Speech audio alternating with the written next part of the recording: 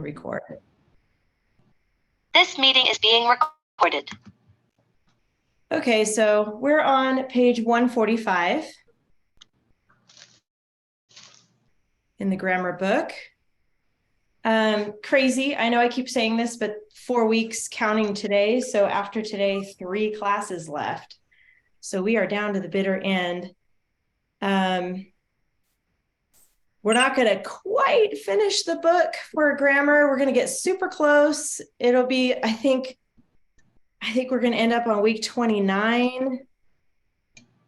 25, 26, 27, actually just kidding, week 28. So it's so close. You just have like 2 weeks after that. So you can continue or whatever you decide to do on that, but pretty much done with the book after that. So, all right.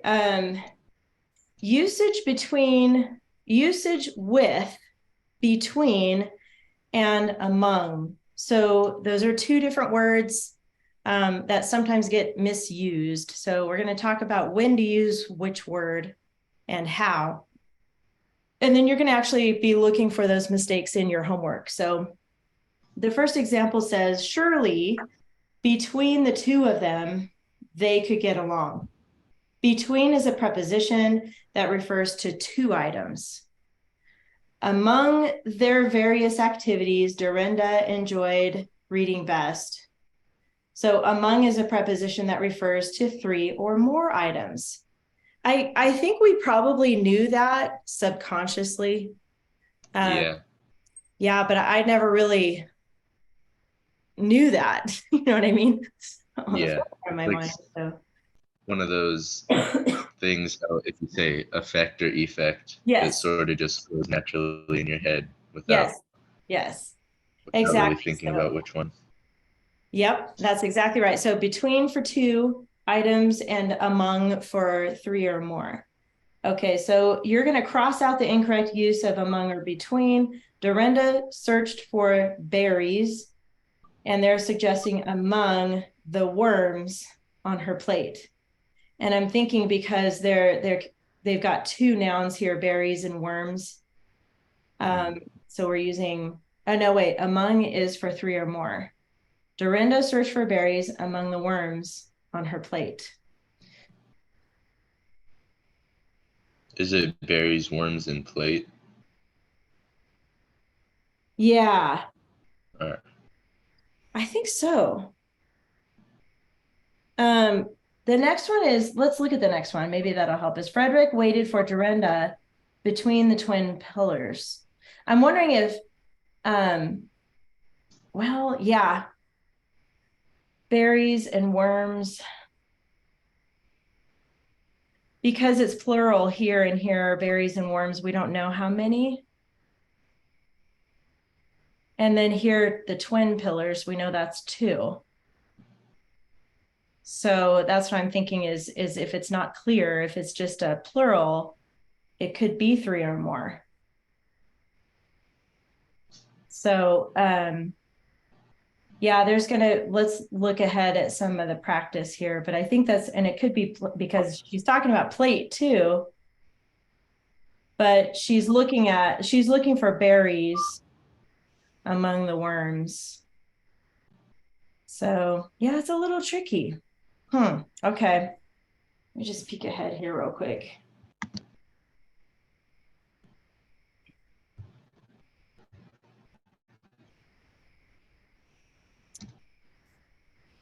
It's not as clear cut as they kind of made it sound in the beginning there. Yeah. And I'm thinking, let's look here really quick.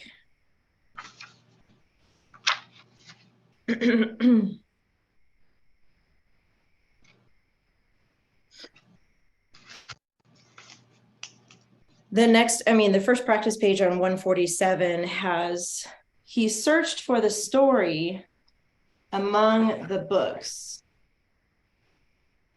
He searched for the story among the books. So among is the correct usage there. And, I really think it's because of the plural books. among the books, because I think you only use between when you know there's only two.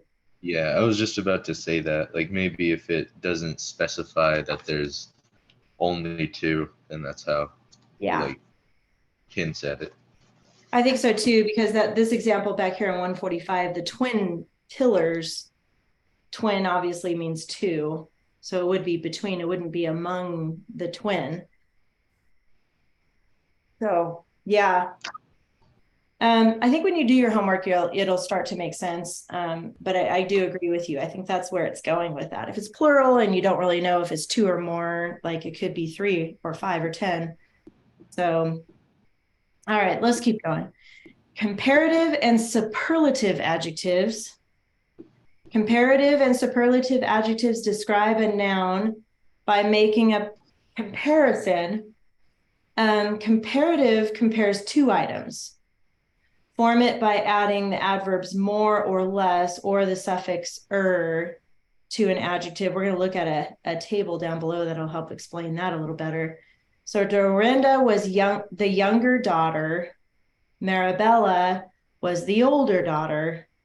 This sentence compares two girls, Dorinda and Marabella. The comparative adjectives younger and older are used.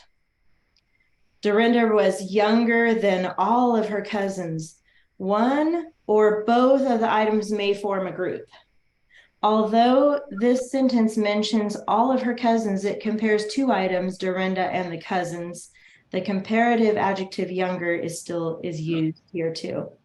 So superlative adjective compares three or more items. Form it by adding verbs most or least or the suffix est to an adjective. So the great hall was the largest and most majestic room in the castle.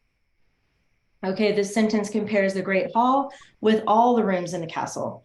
Since there are more than two rooms, the superlative adjectives largest and most majestic are used. So again, we naturally do this, but this is just putting a label to it. So comparative is for two items and superlative is for three or more. So one syllable, you're going to add this suffix here. And it's giving, these are the rules to form comparative and superlative adjectives. So these are the one syllable, three or more syllables, and then two syllables here. That's the one for comparing two. Est for comparing three or more. And it says over here, in some cases, either way is acceptable, although one form may be more common than the other. So down here, younger, youngest, more or less dangerous, most or least, cleverer or more clever, cleverest, or most clever, and then better, worst, best, worst. So you're basically going to cross out the incorrect comparative or superlative adjective. Frederick was, it says either kinder or kindest than Dorinda. Obviously, kindest would sound weird. So you just go with what sounds right in your head because we're used to hearing it and reading it and writing it. So, okay. Any questions about that page? No. Okay, good. Oh, can I blow my nose real quick? Yeah, no problem.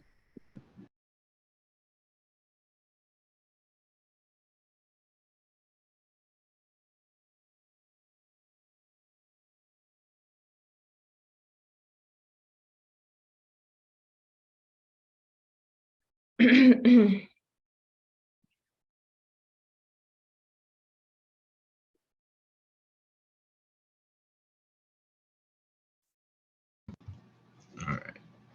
Yeah, I don't know about you, but my allergies are going crazy. Yeah, that's why.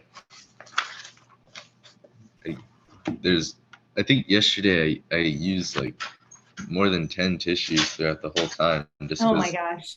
it kept happening.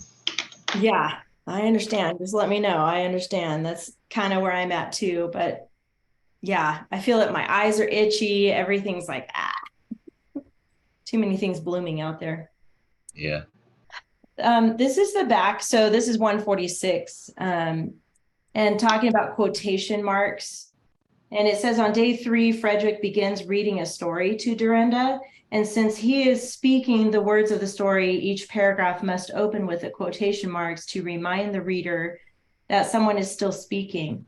Closing quotation marks are used only when the speaker has finished. So it could be a long, almost like a monologue, or like in this case, he's reading something out loud to Dorinda. So if you put those in chunks on different paragraphs, you just keep restarting the quote for each paragraph. Open with quotation marks to remind the reader that someone is still speaking, but you don't close the quotation marks at the end. You just wait till he's done, and then that's when the closing quotation marks come in. Okay. Noun and pronoun function review. You already know this. Nouns names a person, place, thing, or idea. Pronoun replaces a noun in order to avoid repetition. Week 11, you learned both nouns and pronouns perform many functions or jobs in a sentence. However, they can only do one function or job at a time. And here we have a subject is a noun or pronoun. We already know that. Tells who or what the clause is about. The object of the preposition is a noun or pronoun at the end of a prepositional phrase. That's the pattern, preposition plus noun, but no verb on that one. And then a noun of direct address, we already learned this one, is a noun used to directly address someone. It only appears in a quoted sentence. And then a direct object, a noun or pronoun that follows an action verb and answers the question what or whom. A direct object receives the verb's action. That means it completes the verb's meaning. A predicate noun is a noun or pronoun that follows a linking verb and answers the question who or what or who. A predicate noun renames the subject. The subject and the predicate noun are different names for the same person, place, thing, or idea. And then a appositive is a noun or pronoun phrase that renames the noun that comes immediately before it. It is a phrase because it includes a noun, never a verb. All right, so we got a lot to mark right here. In the following sentences, mark every verb as either action verb, AV, linking verb, LV, or helping verb, HV. Mark the function of every noun and pronoun. Okay. Excuse me. Okay, so this one, I think it'd be best to like identify the verbs first. Ferenda. There you go. There's a new one for you. Ferenda. It's like a couple names. A couple name. There you go. Sometimes I crack myself up. Stuff comes out of my mouth. It's like, what the heck was that? It's just, yeah, a couple name. There you go. Oh my. Frederick asked, Dorinda, can we play a game? So we've got, obviously, I'm just going to start with marking the verbs here. Can, play. All right, so we've got an action verb here for asked. So AV, play is action. And then we've got can. Can we play a game? That's actually a helping verb.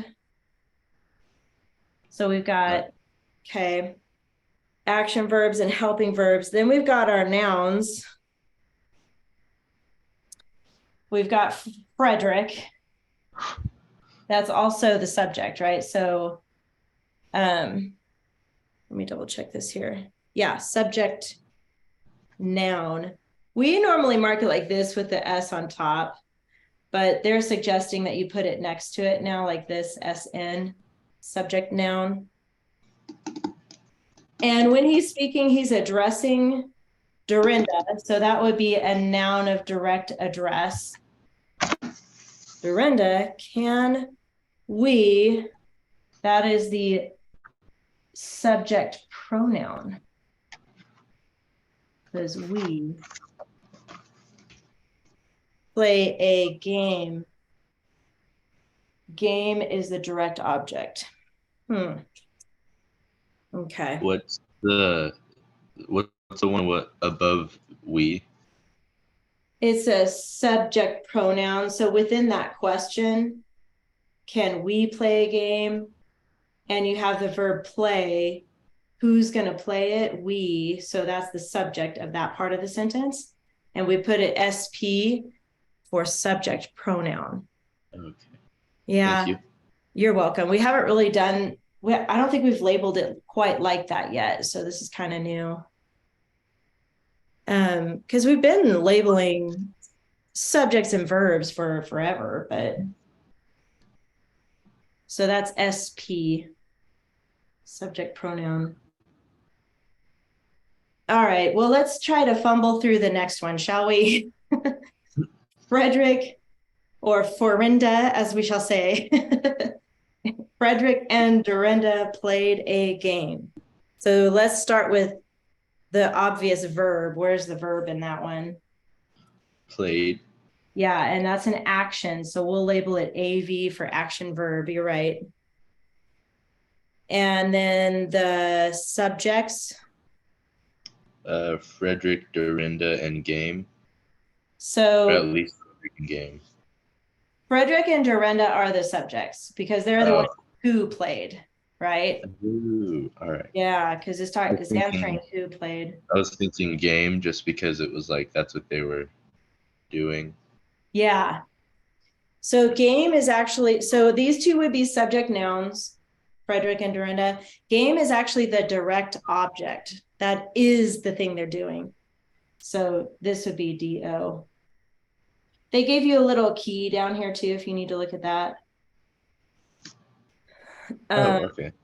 Yeah, DO, direct object, because there's also the appositive listed here too. Appositive is a noun or phrase that renames the noun that comes immediately before that. So there's one of those actually on the next one. So they played checkers, a game on the table. So verbs, that's another obvious verb. Played. Played. So that would be another AV action verb. Okay. And then who's playing? They. And instead of it being a subject noun, it's a subject pronoun because we've got they. So SP. Okay. And then we have a couple of, well, we have one direct object. What are they playing? Checkers. Checkers. That is the direct object. And then, okay, this is where it gets a little tricky because we have an appositive.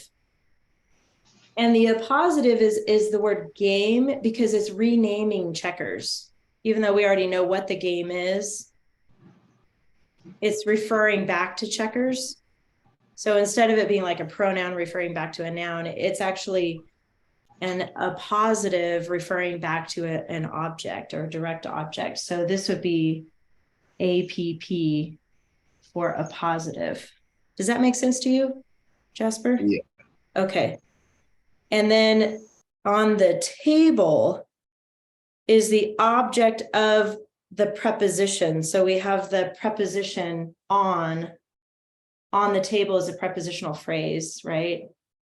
And so the table is the object of the preposition.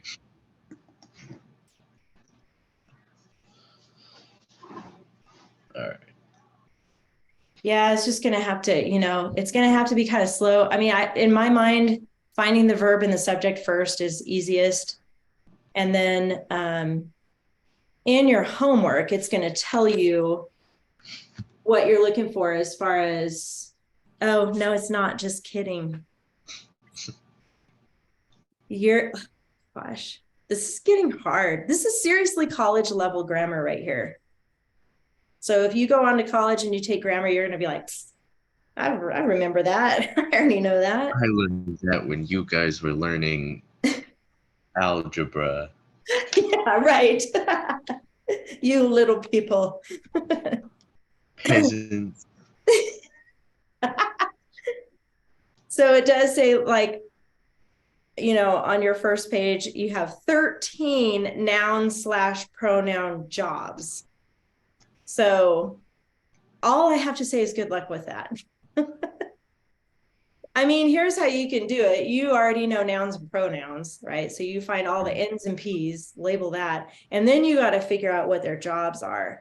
And that's where you're going to come back to this little key down here and look for, is it a subject noun? Is it a subject pronoun, object or preposition?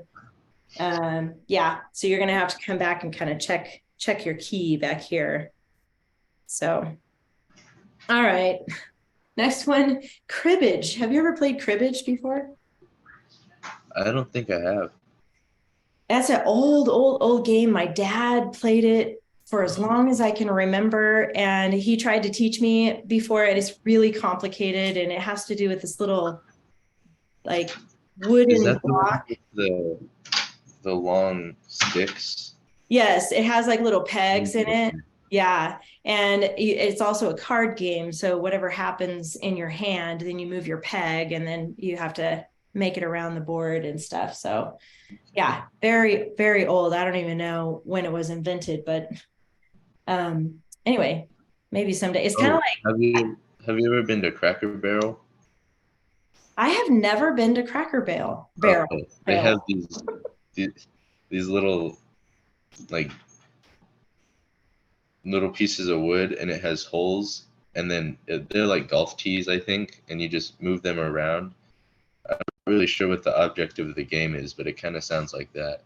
It's similar to that. I know which one you're talking about. It's like shaped like a triangle, right? Yeah. That one, yeah. That one, you have to eliminate all the pegs except for one. All right, then I was doing it right. That's just how I always did Yeah. it. Don't you have to like jump? Like Mm-hmm, you you have to jump a go peg and then over. you remove it? Yeah, the one that you went over gets removed. Yeah. And it's one of those puzzles, like mind puzzles. But yeah, those are cool. I have done that one before. But this one is more like it's long and it's almost shaped like a racetrack, just like an oval. And it's got numbers and stuff on it, but it has to do with your cards. So there's cards involved too. So Oh, actually, I think I might be knowing what you're talking about. yeah, okay. All right. You've probably seen the board before, but anyway, that's cribbage. Yeah. So cribbage was another game on the table. This one does not have an action verb. It does have a linking verb, was. So we'll put LV here. That's linking the noun to the rest of the sentence. Basically, it's linking the two parts of the sentence together. So cribbage is the noun. That's the subject noun. It's because it's cribbage was. And then we've got another game on the table. Game is another noun, obviously, but that's a predicate noun. Remember, predicate noun, it follows a linking verb and it answers the question what or who. So this becomes a predicate noun. So cribbage was game. That's what it's linking between cribbage and game. And then on the table again, same thing here. That's a prepositional phrase. So this is the object of the preposition.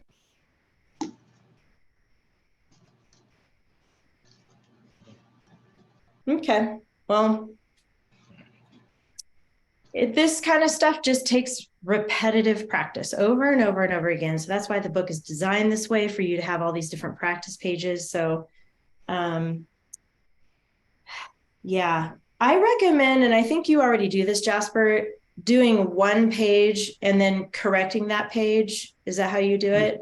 Okay. Mm-hmm. Because you learn a lot when you go back and look at the answers, like, oh, yeah. And then the next one might be a little bit easier after seeing the answers. Mm-hmm. So, okay. We survived.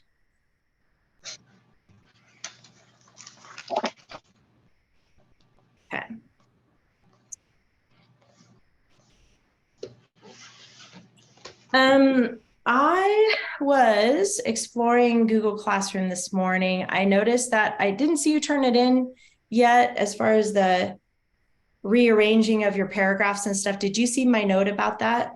Oh, I'm sorry, I forgot to do that. Oh, that's okay. It wasn't much. I basically gave you a note. I think I gave you a note on last week's homework.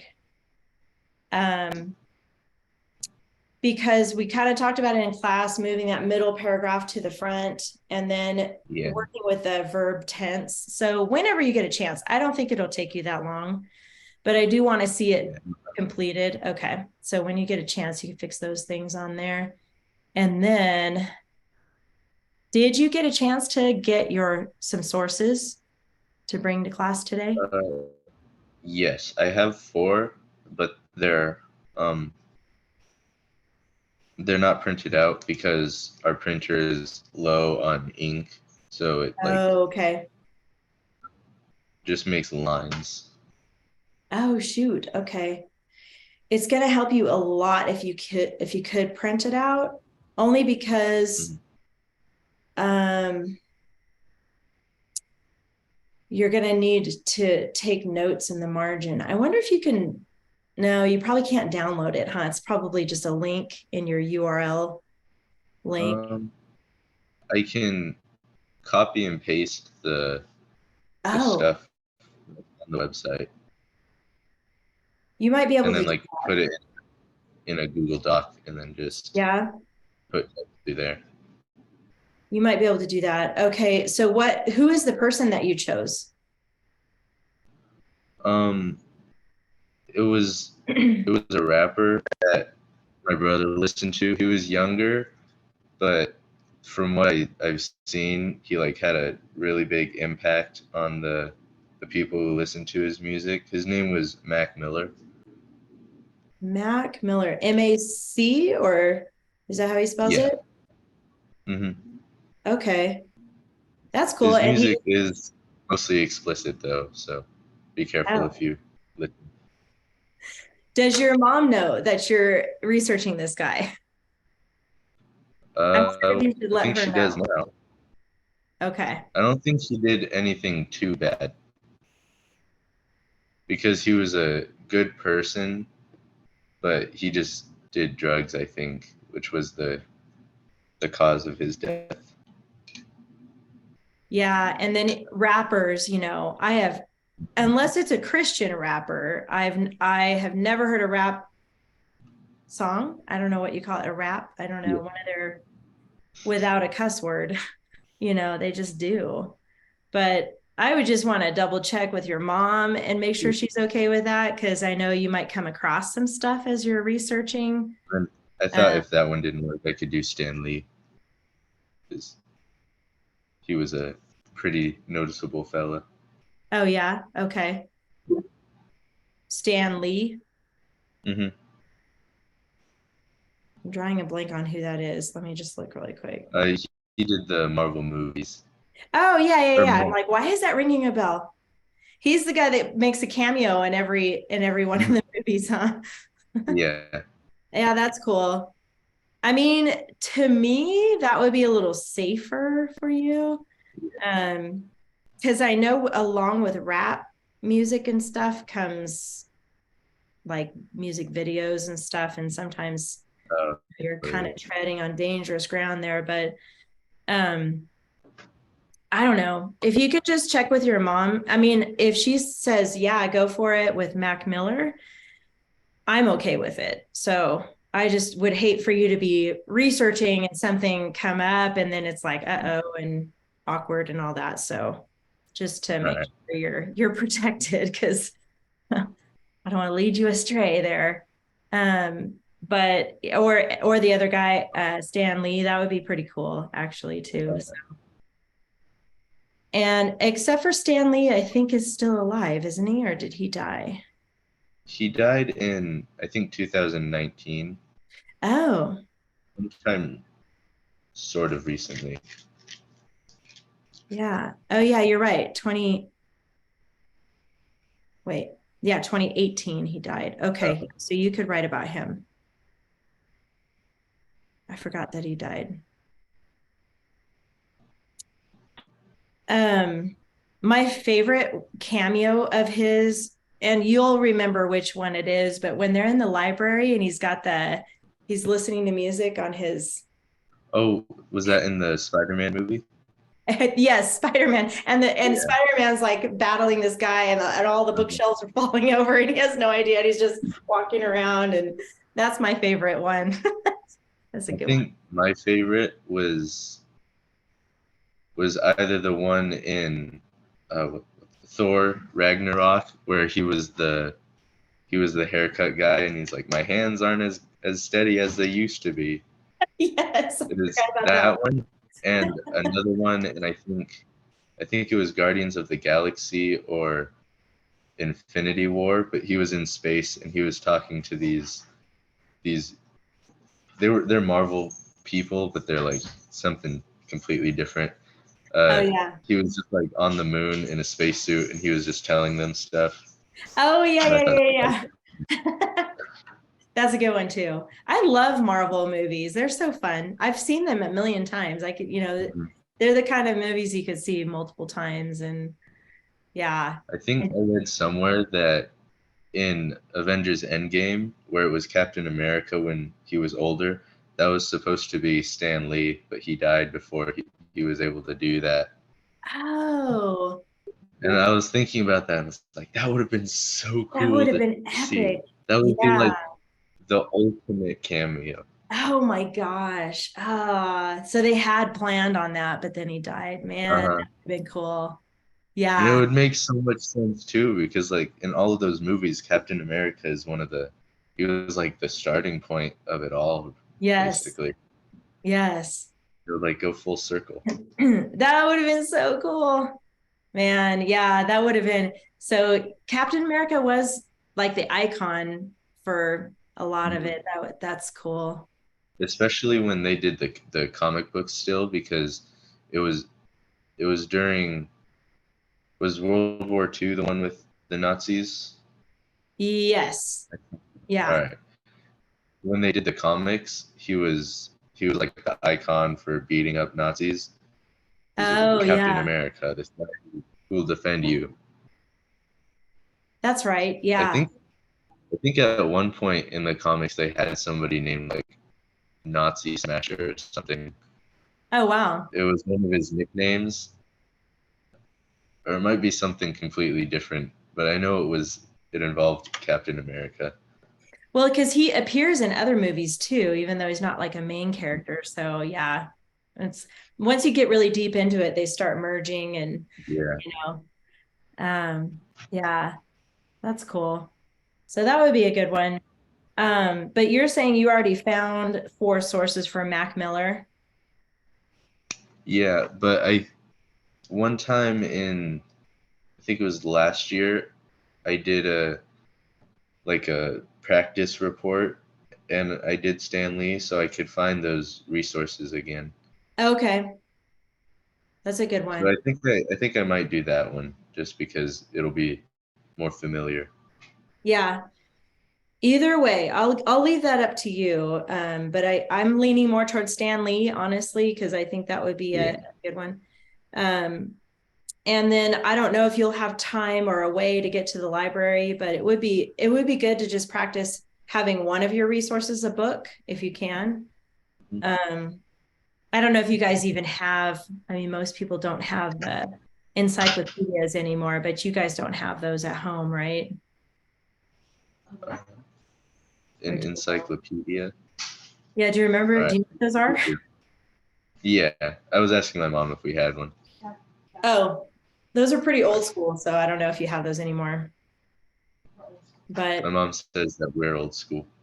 oh, sweet. I love old school. You know me, I'm always, you know. All right, that's Mhm. cool.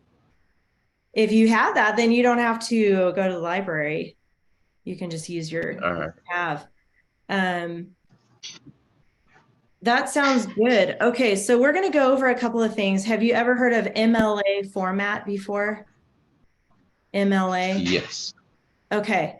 Have you learned it or you've just heard of it? Uh, I learned it in the college course that I took before this one. The Okay. final paper had to be in MLA format. Okay, good. I'm just going to go over a few things as a refresher for that. Because for this research paper, and this is, just so you know, this is the last thing we're going to work on since we only have 4 classes counting today.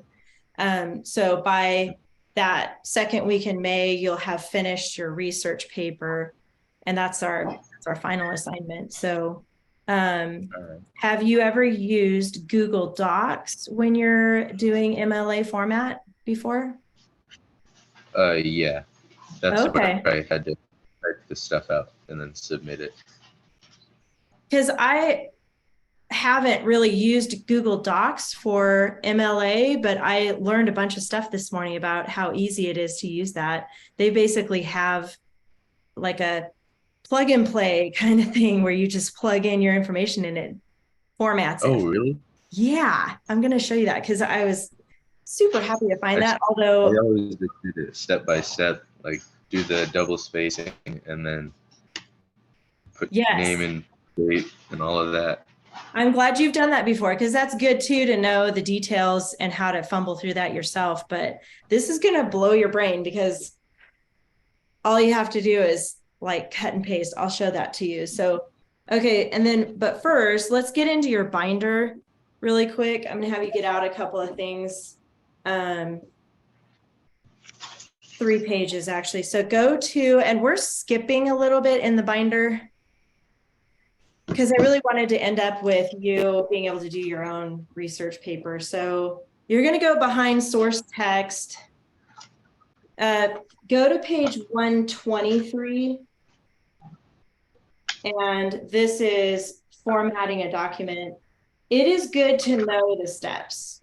So I am going to go through this with you, even though I know you've done this before. So this will be familiar to you. So page 123 called formatting a document. Go ahead and get that one out. And then you can close up your rings because we're going to jump around in here. Page 129. This is the bibliography page. 129. And then the one right after that, 131, is your checklist page. So 123, 129, and 131. You will also need, and I'm not sure where you keep yours, but we're going to add some stuff to this page. The stylistic techniques page is page 21. Sometimes we keep it at the front of the binder. Sometimes we keep it behind stylistic techniques. So wherever you have yours, we'll need that.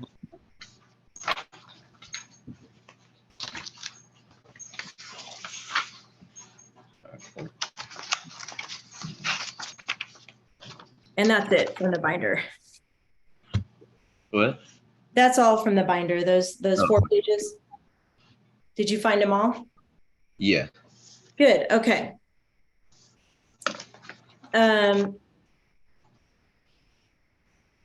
Let's just look at this one. We're not going to go too deep into it, like I said, but here, this is page 123, formatting a document. This is typical for, as you already know, for college papers. They typically use MLA. There's also APA, and that one's a little more complicated. And yeah, that's the one that my psychology professor is having us do. Like right now? Uh-huh. Oh boy. Okay. Or not this week, but the week before we had a term paper due, and that's what we had to do. And thankfully it was double spaced though, so okay. It wasn't full pages. Okay, good. So this is MLA stands for Modern Language Association, which is so ironic because there's no such thing as an association for modern language, but that's what they're calling it. Anyway, this is the style. And this is explaining, and I might just kind of breeze through this for Melinda's sake too, because I don't know if she's actually, or did I just say Melinda? Whoa. Oh, yeah. Yeah. Melina. Sorry, Melina. My words are like weird today, so just ignore that. Many English teachers ask their students to use MLA format. It stands for Modern Language Association. The first rule to learn of MLA formatting is how to organize your typed document. So I'm just going to jump down here to the numbers. There's a few things that are part of the formatting. And if you're in college or you're taking a college course, they will dock you points if you don't have this exactly right. It's super important to them. So it's good practice. Setting the margins 1 inch all the way around.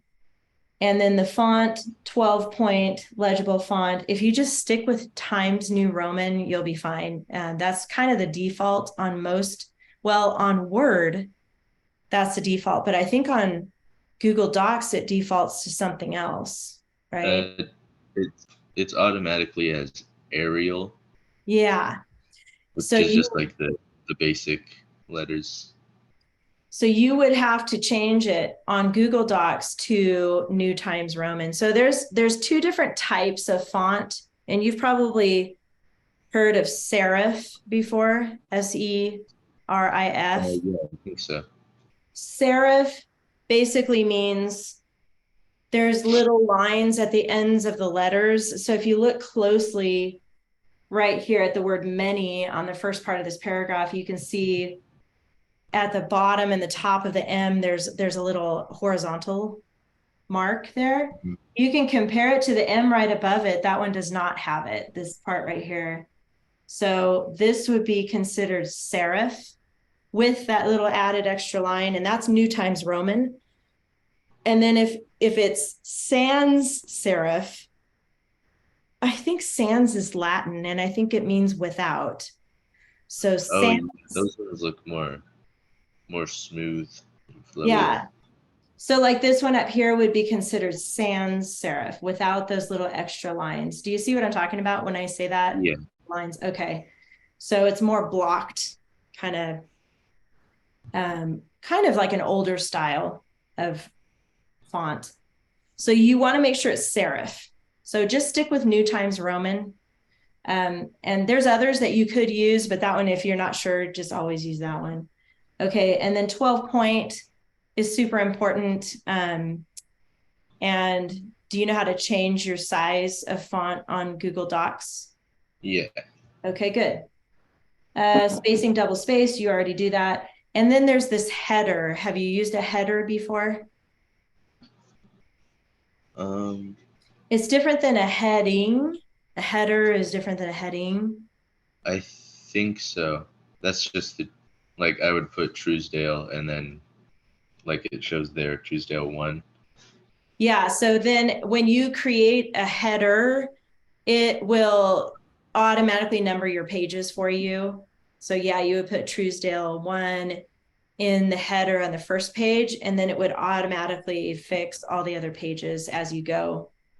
So it's a header, you have to open it separately. It's not actually part of the document. I mean, it is, but it's not within the margins. It's like an extra. You go to insert header, and then that's where you can add this. So we'll look at it on Google Docs in a second. And that's just explaining what that is. That's for your page numbers. And sometimes people like it as a footer, a footnote at the bottom. So, but for MLA, it's a header. It's always at the top. And then there's different options, like if you want it centered, if you want it left justified or right justified. So for MLA, it's always right justified. So this is basically a snapshot down here of what it should look like with your header. And then, so basically you can see the header is less than an inch from the top. But if you set your margins at 1 inch and you click header, it'll put it in the right spot for you. Okay, and then the heading, you already pretty much do this with your name. And then it says instructor, your teacher might leave this off. I don't expect you to put my name on there, but some college professors might. might want their name on your paper, which I never really understood why, but okay. Yeah, that was in my previous college class. We had to do his name and I think the course title. And the Oh course, yeah, yeah. shows what their course name. Yeah. For me, for my class, all I need you to have is your name and date. You don't have to have course title and all that stuff. So, and then center the title as usual. You know how to do that. And then indent each paragraph 1/2 inch from the left margin. That's on your default when you hit tab. So just make sure you're tabbing your paragraphs, which you already do. I didn't know this until I studied this morning, but I always wondered when we were reading articles and stuff in the binder, I noticed that a lot of times that first paragraph is not indented, but then Yeah. the other ones are. And it's because indenting is supposed to indicate a new paragraph. So the first paragraph is not considered a new paragraph. That's what I learned this morning. But for me and for MLA, you're going to indent all of them, all of your paragraphs. Okay. That's just easier. It looks better to me too. When I first learned like what indenting was, I think in elementary school sometime, my teacher just said that was like how you start a paragraph, just in general. Like Yeah. if you're gonna make a paragraph, indent. Yeah. That's the way I learned it too. So yeah, it kind of threw me off when I saw those in the binder, but I guess everybody's got their own style. But anyway, for MLA though, like you said, indent everything, every paragraph. And then and I think you're really good at this too. Some students accidentally hit return twice after the paragraph. You don't need to do that. Just keep it, even spacing throughout and just indent at the beginning of each paragraph. So that's that page. And I'm just going to show you this bibliography page, and then I'm going to show you Google Docs. So have you ever done a bibliography page before? I think you said you did. I did in my writing class last year.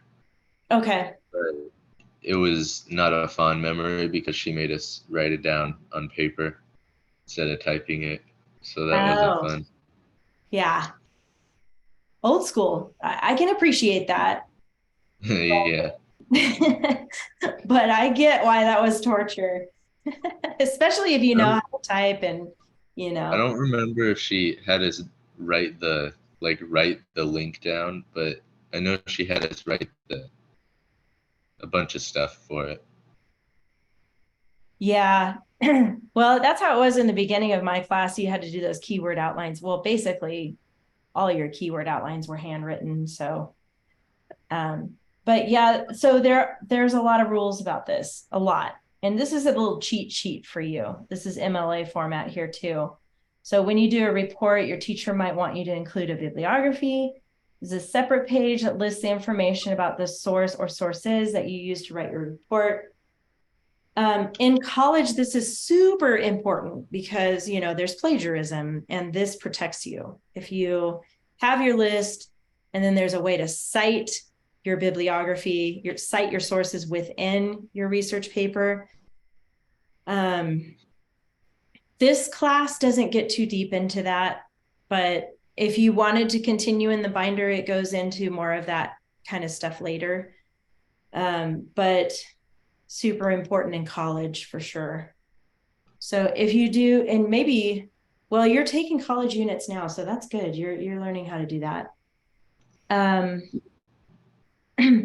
The information should be presented in a certain order. To set up the bibliography page, here's the steps, these bullet points here. Insert a page break. What I always did was hit return until I got to a new page, but you can actually go to insert and then put page break. And I don't know if this has ever happened to you before, but I would think I'm done with my paper and I would set up I'd go return until I got to a new page. And then I started my bibliography. But if you go back and fix something in your paper, it moves it. So then you got this, you got to make sure to go back and get it at the top of your page. You know what I mean by that, Jasper? I think. Okay. Maybe not. If you insert a page break, have you ever done that before? Oh, I think so. Okay. I'll show you that in a minute too. If you insert a page break, it'll keep that format for you. If you just hit at the end of your paper and you hit return until you get to a new blank page, that's when it's going to throw off your format. So I'm just giving you a heads up on that. And then basically you're going to center the title. It's just going to be called bibliography. Sometimes some professors want it to say works cited. But in this one, it's going to be labeled bibliography. But usually when you're taking a class, as you know, for college, they're going to give you a syllabus. And within the syllabus, that's their plan for the class. You'll see what format they're looking for, because college professors are pretty good about telling you exactly what they want. And I would make sure to pay attention to that. So double spaced. This time you're going to indent the second and subsequent lines a ½ inch from the left margin. So it's basically the opposite of a paragraph where you're not indenting. And then when you get to the second line or third line, that's when it moves over. So a little bit different on the edge here of the indenting. And then you're going to alphabetize by the first letters of each entry demonstrated below. And it does say ignore any initial a, an, or the. An example of that is, and on the left here, you're going to see what types of sources these are, with how many authors, or if it's a book or a magazine or a website or whatever. It tells you exactly how to format that. If you look down here where it says the Bible, and the source is actually the Bible, it's alphabetized by B for Bible. So you just ignore the.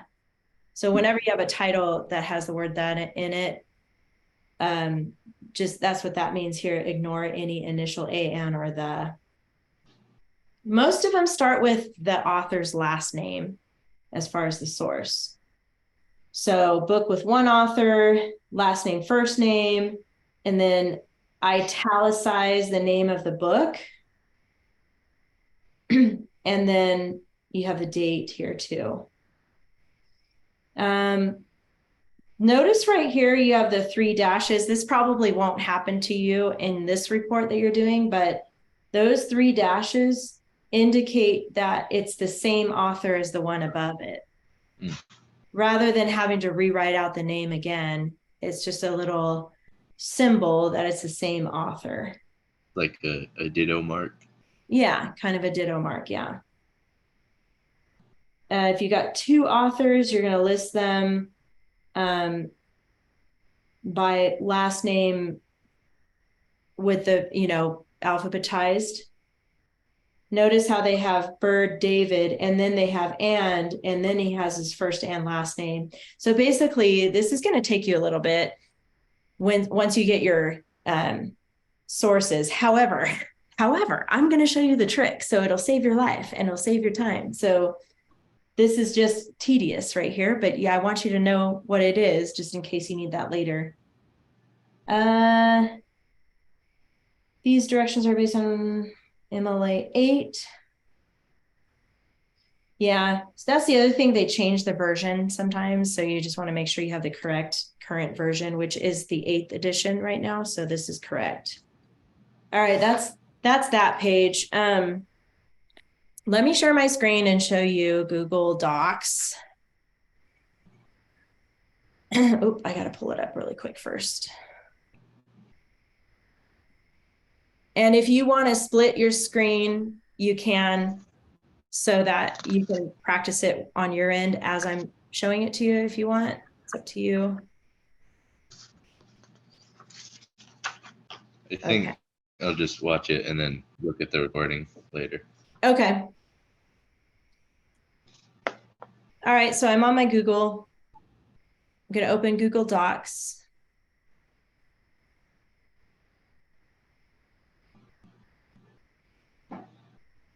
Going to a blank page. Okay. You're going to go to tools, and I'm just going to show you a couple of things. Tools is where you're going to find a lot of options as far as notations, and you've got your dictionary and stuff here, but you see this option right here called citations. That's going to help you build your bibliography, and it has a tool in here, and you know it's Google, so they try to make it easy for everybody, but you click citations, and right away on the sidebar here, it's already brought up MLA, the 8th edition, which is current. If we drop down, there's the other two options here. So if you needed to use APA, this will help you a lot too, okay? Because I know you're working on something now. But for this class, MLA, and then underneath it, add citation source. I mean, it's like super easy. It's unbelievable.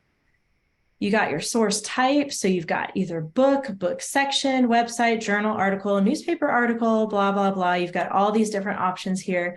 Probably most of your sources, and probably for Melina too, are going to be websites, which is fine because I know you guys aren't really driving yet, and you don't really have access to the library at your fingertips all the time. So I want you to try to get a book, at least one, or use your encyclopedia at home. But if you can't, just use websites and journals and things online. But so I'm going to click website, and notice there's a bar here that for the URL.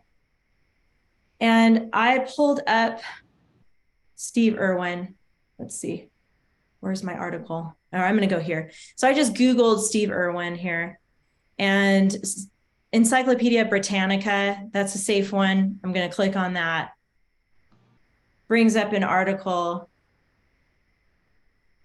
So what you would do, there's also a little button here called cite. There's lots of, they try to make it really easy now to cite stuff for you. But what you will do is cut and paste the actual URL, which is way up here. I'm sure you know where that's at. That's the address of this particular article. I'm going to copy the URL at the top. You understand what I'm talking about there, Jasper? Yeah. Okay, good. I don't want to go too fast, but I know we're out of time. So I'm going to go here and paste it. Paste the URL right there. And then I'm going to search. And I'm just double checking. Title is Steve Irwin, biography, death, son, daughter, wife, and facts. And that was the name of the article. So that is correct. I'm going to go down here to continue. And then it automatically filled in the spaces for you. This is the author, the title, the website title, the dates, everything filled in. So I'm just going to click add citation source, and boom, there it is. Now you have a couple options here to cite. And then if I click cite, that's how it'll look if you're in the middle of your document and you pull a direct quote from that article, and then you want to add your cite right here. That's not required in my class for this assignment, but you might have that in the future where you pull a direct quote or pull something from the article and you want to cite it. That's the two authors' names. But if I just hit enter, and I want to show you down here, this button says works, insert works cited. There you go. Okay. So it set up everything for you. The names, the title of the article, the source, the date, and the link. That's how you cite. That's how you put in your bibliography for MLA format. You would just change works cited to bibliography. Oops, I'm in all caps here.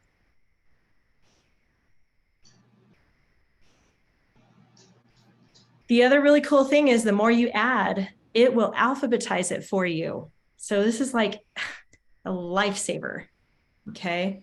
That's how this obviously would be on a new page. And by the way, I just did it all together on this page, but if you go to insert at the top here, and it's called page break right here. Let me move this little bar out of the way. Okay. Page break. See where it says break here? Mm-hmm. Can you see that okay, Jasper? Yeah.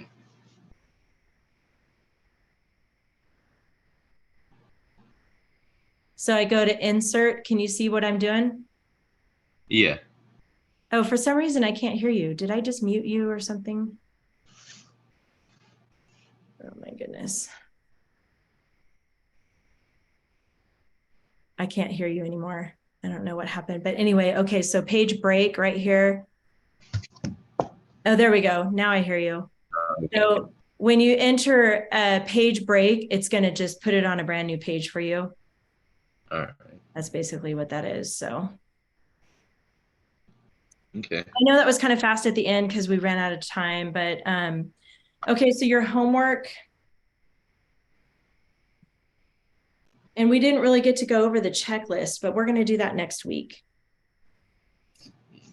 So your very short sentence is a new thing on there. very short sentences on there. I know we've talked about it in grammar before. And then they also added the clausal opener. But you're not ready to write your report yet. So you're still in the research stage. And so we can cover that next week. That's no problem. So basically your homework is going to be to solidify your person that you're writing about and start looking through the articles. If you get a book, look through the table of contents. And I want you to start I want you to make a list of possible topics. Remember when we did that for the chimpanzees? Yeah. Yeah. So here's that example. That was from a while ago. So you're going to come up with, at least 5. You don't have to come up with 11, but come up with at least 5. And I'll put this in the instructions on the Google Docs. The Google Classroom.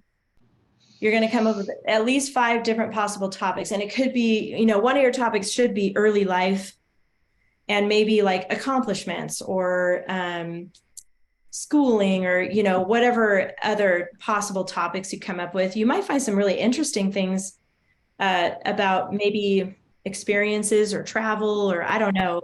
It could be anything that you come across as you're skimming. And you remember with the chimpanzees, we kind of just looked at the first and last sentence and we kind of just skimmed and saw some common words in the paragraph. And we thought, okay, this one's about crime. This one's about whatever. That's what I want you to do. So solidify your person, get your 4 sources, and just make a list of possible topics as you skim through those things. If you have a book, you don't want to write in the book, right? So you can use Post-it notes.